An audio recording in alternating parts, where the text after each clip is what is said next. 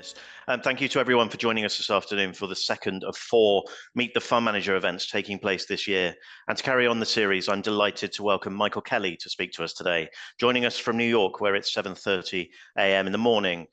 PineBridge Investments were introduced into our balanced managed funds in November 2023, so a newer name than most. But it's a fund that currently holds more than £7 billion of your clients' assets. Michael is here to talk about the strategy he employs, the market, anything else that's relevant that comes up during this Q&A. And I'm sure that there'll be some questions on some topical events as well. The structure of today's events will be as interactive as I can make it. And although I've questions submitted by attendees in advance, please continue to put questions in the Q&A box at the bottom of your screen as we go as well. My aim here is to get through as many questions as we possibly can, as many themes as we can, and for this session to be shaped around you, the audience, and what you want to be discussed. So I will put as many as possible to Michael on your behalf in the time we have. To start the conversation off, Michael, and to give people a chance to submit some questions at the bottom, let's start. Easy one, hopefully. Can you introduce yourself, PineBridge Investments, and indeed the investment process that you run? Sure. Thanks, Darren, and thanks for inviting us. So, sure. Let's see, long career. I'm a Wharton MBA. I began working in economics with Alan Greenspan when he had a tiny little firm before he became Fed chair. And then I moved from the top-down world to JP Morgan and was an equity analyst, portfolio manager, eventually chaired their asset allocation committee. Moved to AIG, another classic financial firm in the United States, insurance. And I moved there because they had a desire to build an asset manager from scratch. So in 1999, when I joined, we didn't have a single client. 10 years later, we spun out as PineBridge. Today, after 25 years, we have 160 billion US dollars. PineBridge, like our predecessor firm, has a very HSBC-like footprint. We're barbelled between Asia and North America. Of course, we're very proud of our 75 colleagues in our London office. I have a good portion of my teammates there. Hani Reda in London leads strategy and research for us. We respect London as the center of gravity of research, particularly for global investing and markets. But PineBridge has 55% of our census and assets in Asia. We like to say we know China, our predecessor firm, was founded in Shanghai about 120 years ago. And we think those are, the power centers of change for the next 5-10 years. So we're a different type of global firm. We think that's very complementary to a firm like yourself. And as a firm, we're very heavy in public assets, would be about 80% of our mix, fixed income, equity, multi-asset. But we also do private equity, private assets. We have a private equity, private credit, real estate business as well. What I'm describing is a wonderful perch to do multi-asset because our view of multi-asset is not to be overly top-down. We always seek being it's like global. It's a destination. You never quite get there. But everyone uses bottoms up, top down. Just throw it out there. It's very easy. It's not very easy. It's very hard. Time zones are very hard. But PineBridge is actually we have 25 offices. 15 of those we have investment colleagues. I have multi-asset colleagues in 6 of those. We like to be where we have formidable investment teams, and we like to seek to be that perfect blend of top-down, bottoms-up as it relates to our multi-asset process. And a quickie on our multi-asset process is we are patient investors, but not overly patient. We begin the first of our 3-step processes with a capital market line. If you took a 5-year patient buy and hold perspective, what are the best asset classes? What are the risk and opportunity return for each asset class? We follow about 80. Our aspiration is to own all 80 over time but only 20% of the 80 at any given time. We believe in diversification amongst good building blocks, but not diversification by owning everything for the purpose of owning everything. We think you can get perfectly good diversification across equities, fixed income, currencies, commodities. This is a liquid-only portfolio with 15 to 20 building blocks that will do quite well in our view over the next 5 years. But then our second process calls down the 1/3 of those asset classes that lie above our capital market line. They have disproportionate return per unit of risk. Good, not good enough.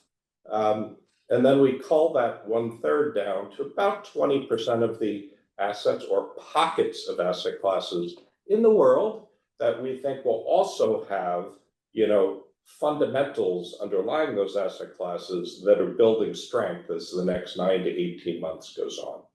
And our third step of our process is to make, that baker's dozen play very nicely together. Make sure that even though we're only using 20 of the 80 building blocks of the world, that it still is generating sufficient geographic, industry, and risk characteristics that one would expect by a global multi-asset product. And just for the audience who may or may, there'll be different skill sets, there'll be different levels of experience on this call. Just a couple of phrases you used there, if we could just get some clarification on that quickly. What does the phrase multi-asset actually mean? So how many different assets is that potentially? And also, could you just briefly explain in a few sentences what top-down is as relative to bottom-up? I was caught using acronyms. My apologies. Financial services loves acronyms, don't we? So any asset class which is public and liquid is within our purview. The biggies, of course, are equity, fixed income, commodities, currencies. But we have, from time to time, owned up to a mid-teens exposure. In early 2020, we had an invasion going on of,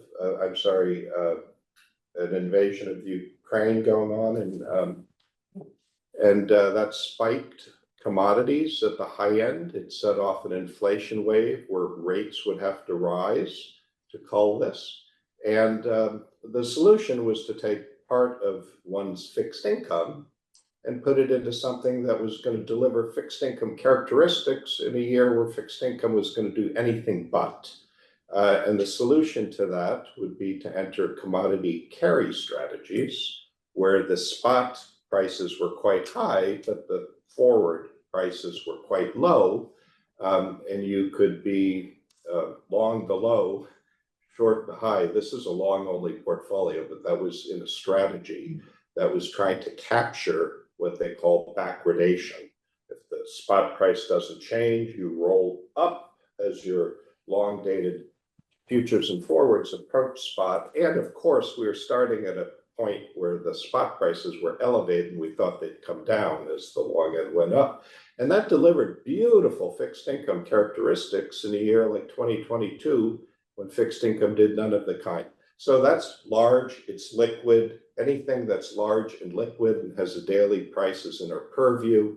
Again, mostly stock, bond, commodity, currency, but we have had periods where we've also owned carbon credits, as there was during the early days substantial imbalances of carbon credits, and one can take exposure. They are liquid and they do have daily prices. So that's, in our view, stocks, bonds, commodities, currencies, but not huge, own everything all the time, just for the purpose of diversification. Try to do it when they're undervalued if you're patient, have some sort of trigger within 18 months so you're not overly patient, and then you make them play nicely together in a portfolio through a lot of optimization, risk management, and basic common sense. Common sense. All good investors have common sense. I can get away with that one. I can get away with that. Not everyone does. Because of the global nature of the mandate, we're going to take a quick journey around the world during this. I think when I was planning it, it was, you've got global and then you've got multi-asset. So covering everything in a short period of time is quite difficult. But let's start with the largest economy in the world, the largest market in the world. We'll start with the US. What's your current US equity allocation? So again, equity is most people's investments, or the majority of most people's investments, or long-term investors' investments. What's your current views on the US equity market? How have you seen it lately? How do you see it developing going forward? We have modestly above neutral position in the market. And many start with the position, well, the PE is above a 50-year average, above a 20-year average. Again, we really are not long-term mean reverters. We believe every 5 years is a new norm. And what we seek are the norms of the new norm, not the norms of the past. And there are reasons why the norms of every period's new norm change, because asset classes never sit still. They're either structurally, they're on the rise, or they're on the fall, or on the decline. And we seek to be patient, and over the next 5 years, what do we think is on the rise? And we're in an area of great change, technological change, geographical change. We do think the U.S. is going to pull through that quite well. So we wish to be somewhat exposed to that. At the moment, there are too many people that want to be somewhat overexposed to that. Our capital market line, first principles, says, well, if you bought everything, if you diversified into the U.S. equity market, you wouldn't be getting a good price. So we don't do that. We take a big market like that, we break it into pockets, and we say, which of those pockets really, if the growth that we expect comes through, is actually good price. So we do find pockets within the US at the moment that we think are still quite attractive.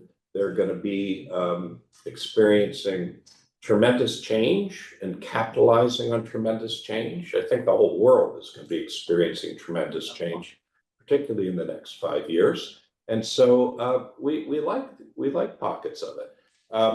Many would say, aren't we in a technology bubble? Well, gosh, I've had a lot of great and not so great experiences. I had the pleasure of managing through a financial crisis, in 2008. I also had the pleasure of managing in a bubble in the mid to late 90s. It was technology centered. Many of us call that crazy.com. There are a handful of real companies, but mostly it was a field of dreams.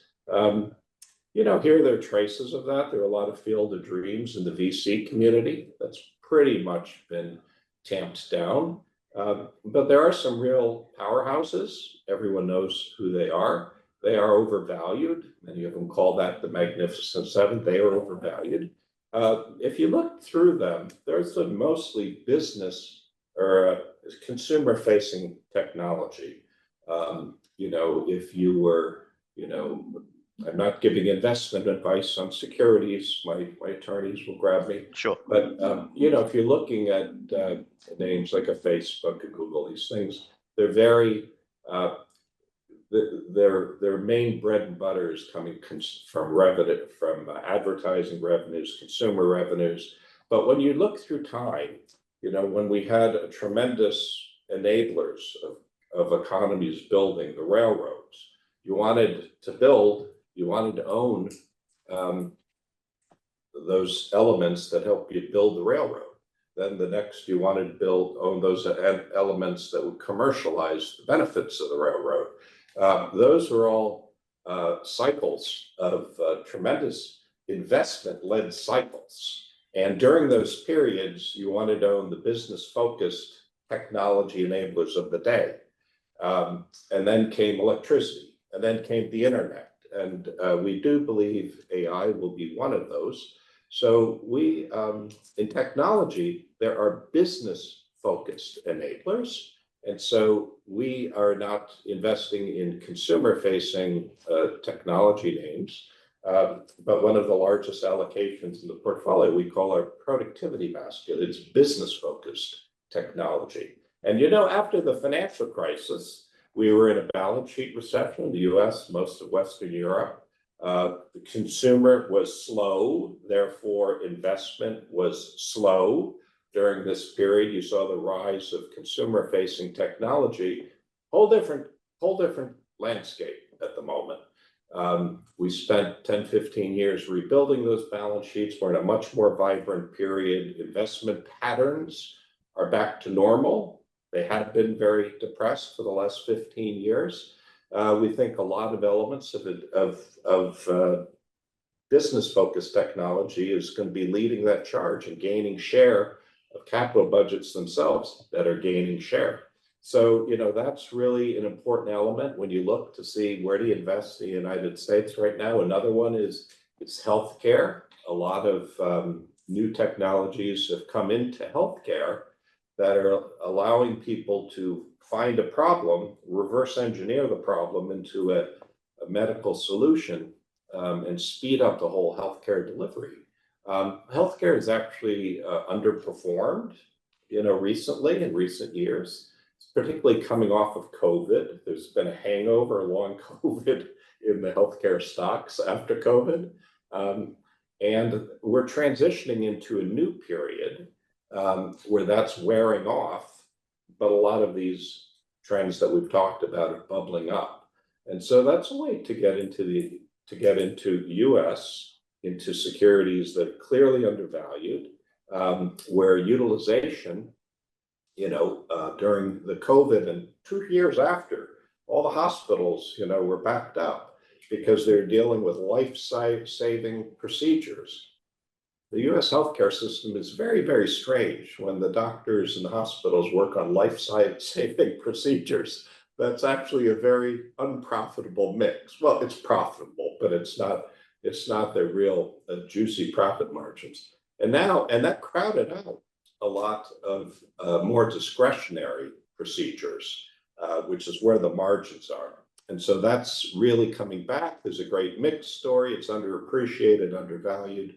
And so really, those are the ways to play, to invest in the United States at the moment. Another one happens to be some of the larger financial firms, because we go through political regimes, and it's highly likely that we're about to see a change in the party, from a party that was really piling a lot of regulation on select industries, including financials, going into a presidency that's going to unwind all of that. A lot of that potential President Trump's new policies will be reflationary, and that will tilt the yield curve in a positive direction. And that's music to financial ears. Deregulating them is music to financial ears. And financials, they haven't done terribly, but these are global powerhouse firms that continue to gain strength, and they're about to be let loose. And we think they're going to have a tremendous next 5 years. So those are some of the ideas that we're deploying inside the United States. Again, we have, if you look across every type of asset class, we have about 47% of the portfolio in US asset classes. Currency-wise, we have about, low 50% in the dollar, because we also think the dollar is, having, quite a run, and it's not over.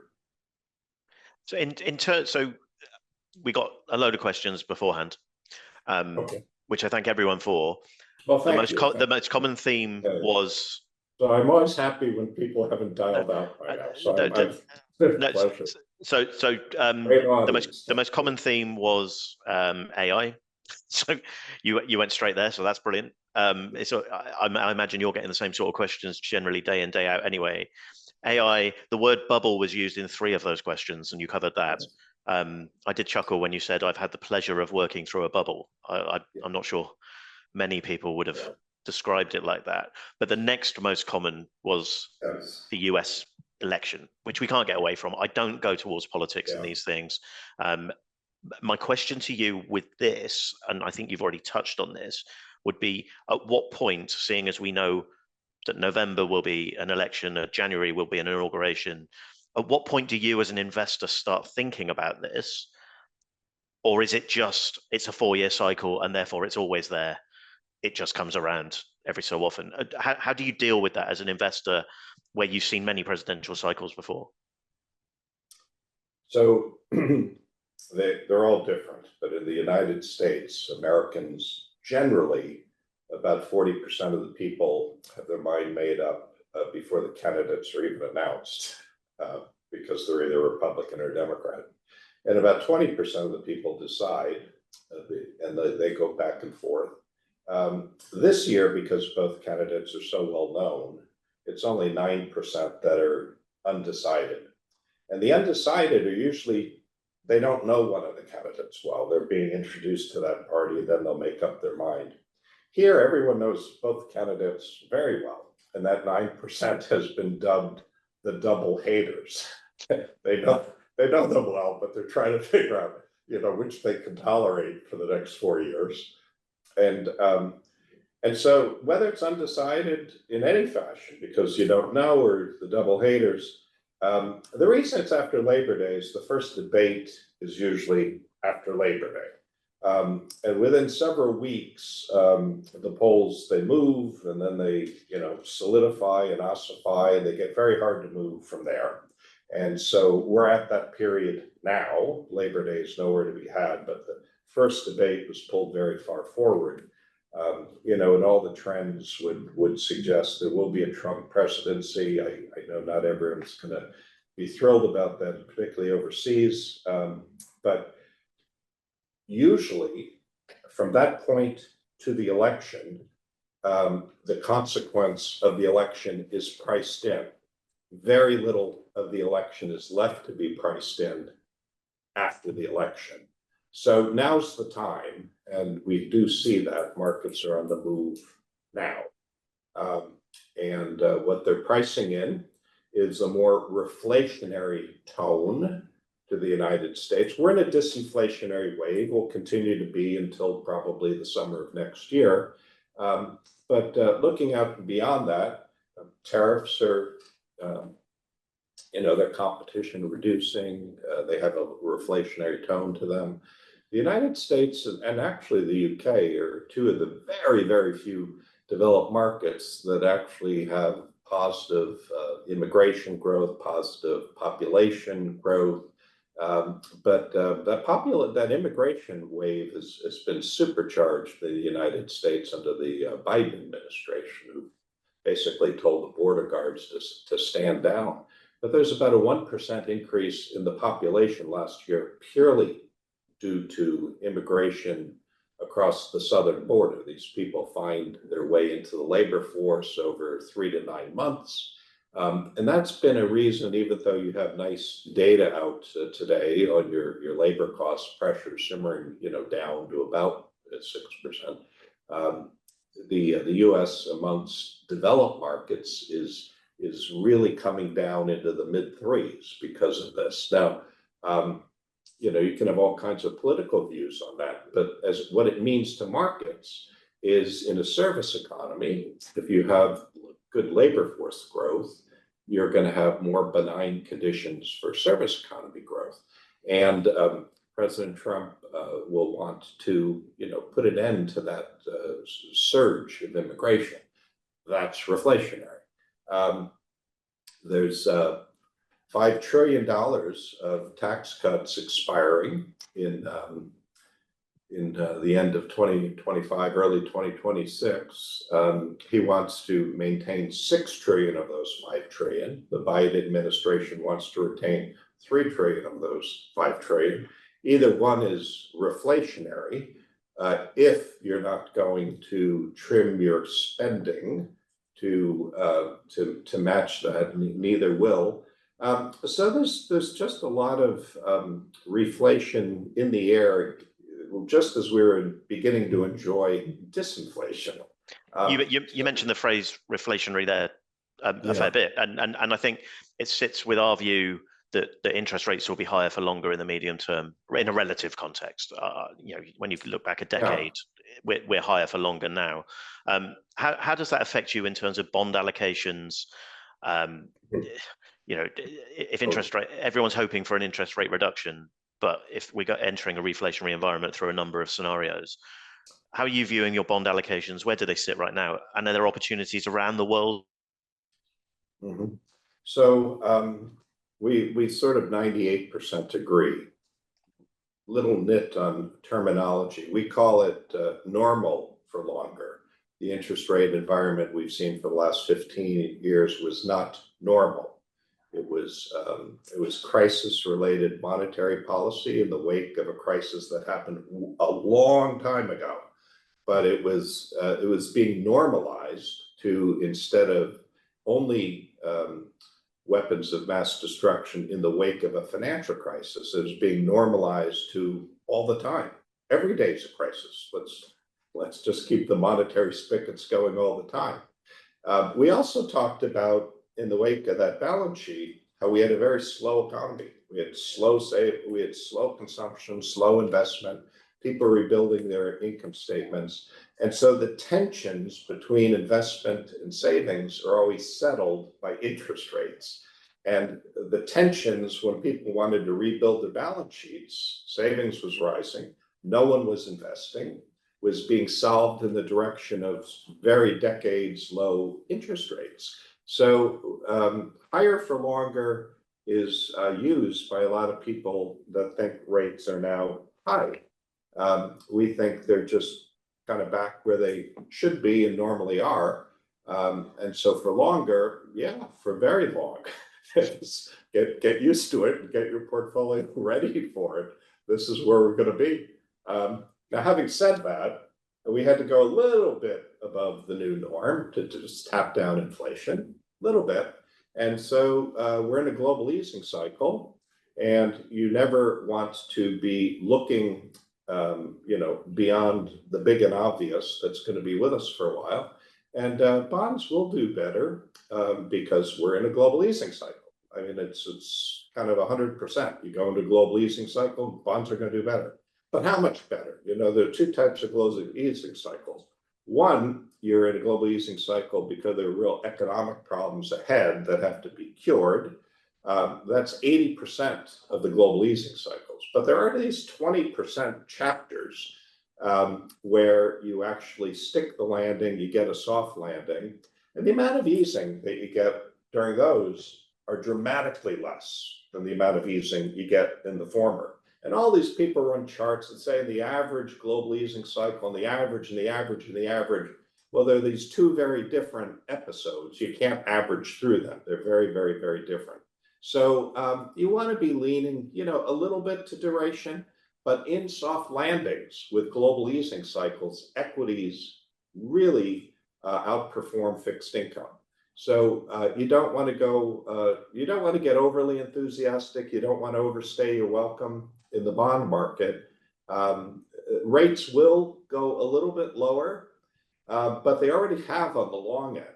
And so the short end has to come down. The long end is kind of there. We do think the Treasury curve, you want to be in the longer instruments. We love the Bund curve because Europe is stuck with long COVID economically. There's a lot of structural issues in the Eurozone. Merkel bet the wrong way on energy. Putin has his own designs. The continent has to pick up the military spending. There's just tremendous issues that are going to keep that, a more tepid environment. And we think that's actually the best curve in the world. But don't go overboard on bond market enthusiasm. It's a summer fling. It's not the beginning of a big movement. Another common, bearing in mind you're talking to a predominantly UK audience here, we're inevitably going to get a fair few questions on the UK. So if I could move it over this side of the Atlantic, if I can, sure. Where do you currently see UK opportunities, UK threats? What's your current position? And does our election matter? I suspect I know the answer to that in a global context, but has that changed your thinking at all? Well, we do think it does matter. And congratulations, you're the only country in the world that's not choosing between, one extreme and the other. We think markets, like golfers, like it right down the middle of the fairway. And you went right down the middle of the fairway. So most global investors, I love in speaking to investors as an audience, but I'm never thrilled when I know that this particular audience knows a lot more about this topic than I do. So most people are viewing the new government as hopefully a mini sequel of Tony Blair, and nowhere near a Jeremy Corbyn type of labor market, which we would say is, very far to the left of the fairway. You really hooked that one, but it's still not in the conservative, sliced it way off to the right. So it's still a statistically cheap market. Now, statistics sounds like averages of former periods, which we don't really believe. But if there could be some new vibrancy just in construction and permitting and real basic stuff, just people cooperating and being a little bit civil about pretty obvious things, you can get moving a little bit. Importantly, whenever we have our internal meetings, we're always very well aware of our London colleagues' sensitivity to their mortgage reset. And as Americans, you're on 30-year mortgages, and it's a cultural divide when everybody in our London office knows what date their mortgage is going to reset. We think the UK is going to prove in this global easing cycle, which isn't going to be huge, but for the sensitivity of the economy to stand out relative to other economies in a global easing cycle. So we think that the UK has a good, year ahead of it only because of that. And beyond that, they have to do some things right on the policy side. We're encouraged what we hear on the policy side. We have time to see and wait. We know they really haven't articulated. So we only have about 13% of the portfolio in Europe. And 6 of that is actually in the UK. So it's a big thumbs up for the UK from our perspective. And the other portion that we have in Europe is not a geographic embracement of Europe. It's that they have some of the best of breed healthcare companies. We have a global healthcare allocation. In our productivity allocation, they have some best of breed companies in that. Not all of them are properly priced, but there are enough that are. So, half of our European exposures, because individual companies fit best of breed either into productivity or healthcare. The other is a bet on the UK. So we actually think that if the time is not now for the UK, rather than the last 8 years, then when will it be? It doesn't mean it is now, but we have about a year for policy to unfold that will allow us to make that assessment. And obviously, with a global strategy that you run as well, you've already mentioned that more than 50% of your portfolio is in US dollar assets. How does currency come into your thinking when you're actually positioning the portfolio? Because sometimes, as we've seen over recent times with sterling, things can be quite volatile, and that can affect share prices without the company even changing. How does that come into your thinking as a global strategist? Yes, I forgot. Managed through a financial crisis, managed through a bubble, managed through Brexit. And so, yes, we know.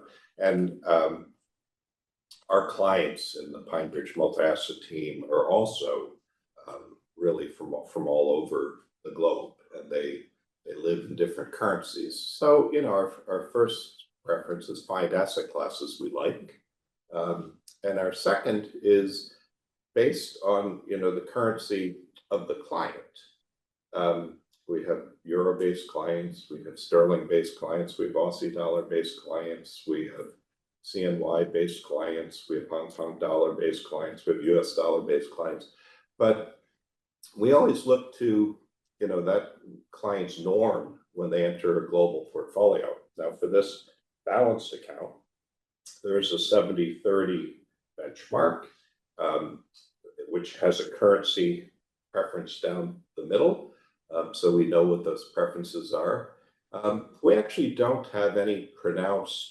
Sterling's about a third of that, and we have about a third. We do have more US dollar that is in that preference. Again, everything we talked about in terms of reflation, policy in the US also potentially is a deflationary pressure to many of the other trading partners with the US. And so that's why we're more enthusiastic about bond curves outside the US than inside the US. We think that's going to give a firm undertone to the dollar going forward. And so, you know, for your portfolio, again, we have a low 50s percentage of dollars, about a third sterling, and the others are all, you know, smaller kind of positions here and there. But at the moment, that's the position. We don't have a lot of emerging market assets at the moment. So we don't have a lot of emerging currencies at the moment, which is a bit unusual for us because for somebody barbelled between Asia and North America, we've had a lot of periods where we've had, you know, a lot of Asia. But at the moment, you know, in prior in policy rate cutting cycles, usually that reinvigorates things like emerging markets, like small cap stocks, which really are dependent on capital market conditions. When capital market conditions get meaningfully more generous, that's a real stimulant to them. It should be. It really helps the capitalization rates. And it usually helps them have a meaningful cyclical bounce. But most of those policy rate cutting cycles are because they're already economically very depressed, and rates are sky high, and they're about to go low. Rates aren't sky high, they're just normal, and they're not going to go crashing down. And we haven't had some big depressing economic environment that can bounce. But in soft landings, things like emerging markets tend not to do well. And even though they are showing up fairly well on our capital market line, in our view of the next 9 to 18 months of how fundamentals will unfold, the soft landing playbook says, no, stay in the developed market, reshuffle where you are there, stay in those currencies, and we think paths will be prolonged again in the soft landing playbook. I've got a couple of questions I need to get to before we start wrapping up. AI again. Sorry to say, it seems to dominate people's thinking. It dominates market noise, media attention, etc. Outside the Magnificent Seven and outside the US, even to a particular point, are there opportunities in AI around the world? Because it seems very focused on particular companies, not even particular countries. Are there opportunities you find around the world, or is it a case of indirectly some countries may adopt it after the US? How does that actually work? Well, the opportunities everywhere. AI just takes up a tremendous amount of electricity, as we know. And so the electrical systems around the world are, most of them have been planning for 1 or 2% electricity growth. We're going to go through a period for about 5 years plus where it's going to be closer to 5. And so something as mundane as electrical utilities are actually going to go through a meaningful growth period. And there are a lot of vendors, you know, electric utilities, they don't do very much when you think about it. They send you electricity, they send you a bill, they don't know how to do anything else. Most of everything else is outsourced. So it's going to be a lot of business for companies that know how to help them power up, so to speak. And so we also have an exposure that we call our new energy business that has, a meaningful, it's about 5% of our portfolio. But 2% of that are companies that will be helping sort of that powering up. And these things are not expensive at all, because when interest rates went up, utilities went down, and they will be facing accelerating growth. But mostly, well, right now, Moore's law is on the decline. This different approach, championed by NVIDIA, is on the rise. All the big data centers will be going there, but not the whole world has many different the world of technology is you build something that's enabling and no one knows what to do with it. And you sit there wandering around saying, is it a bubble? Is it not a bubble? And you really don't know. It's either when you build it, they either come with applications that change the world or they don't. In AI, that hasn't happened yet. With the semiconductor chip, it was years later until the spreadsheet and Word document, the Word files and stuff like that came. Once they did, they changed the world, and a lot of things followed.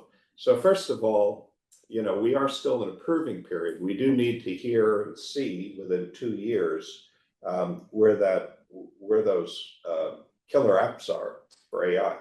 But everybody is planning on those killer apps being in the data center, being powered up, and that's a very logical thing.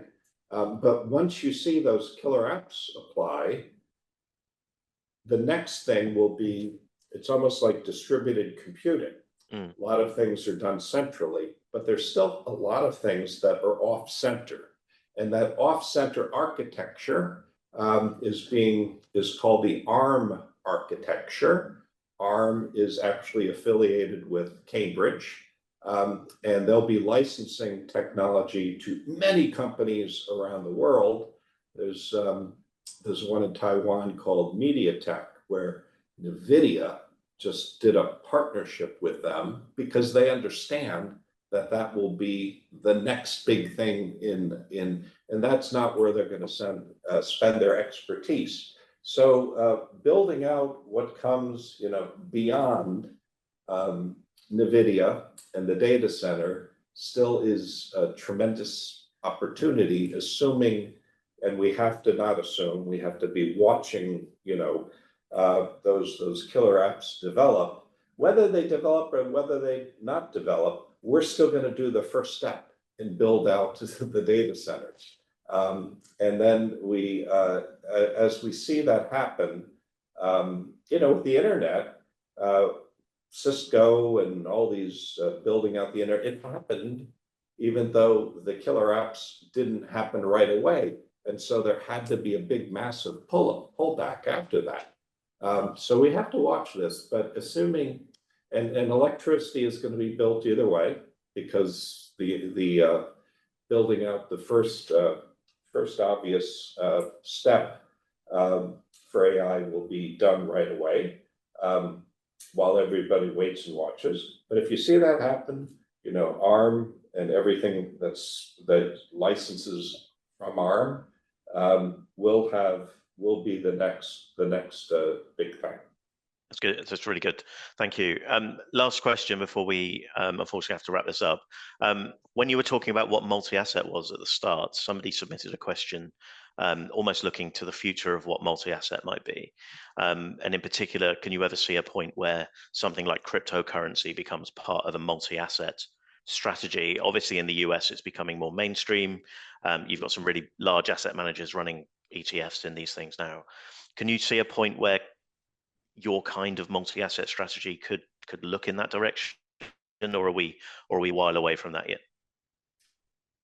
So first of all, not to be pedantic about this, but what is crypto from an investment perspective? Yep. It's really not a capital conservation asset. It doesn't hang out with those people. Gold is a capital conservation asset. We like gold. It's benefits from geopolitical uncertainty. When geopolitical uncertainty happens, gold responds favorably. So crypto is a momentum asset. When momentum is running wild, crypto is running wild. We are not a momentum investor. Stick to your knitting. If you're a momentum investor, is it a tool that you want in your toolbox? Sure. Should multi-asset be open to all tools in the toolbox? Those that you think you have an advantage in. Our process, you didn't hear momentum. The first was valuation. The second was directionality and magnitude of fundamental improvement. Between our multi-asset team that brings a lot of top-down, meaning economic, the intersection of economics and liquidity, monetary policy, and bottoms-up insights on which industries are going to thrive, which ones are going to seep away. That's our core strength, and we're going to stick to our core strength. And I'll be honest, our core strength is not momentum investing, but that's what crypto is from a market's perspective. And so you probably will see it in some multi-asset investors. There's multi-asset investors that are driven by technicals, and I would be surprised if those competitors of ours that do face that sort of CTA-like architecture underlying their processes, I don't know why they wouldn't consider that. But that's not who we are, and we're going to stick to who we are, and who we are is powered up by the platform that we sit on. Other PineBridge investment teams in 15 countries doing equity and real estate and private credit and public equities and currencies and commodities and fixed income. That's what we know. That's what we're going to stick to.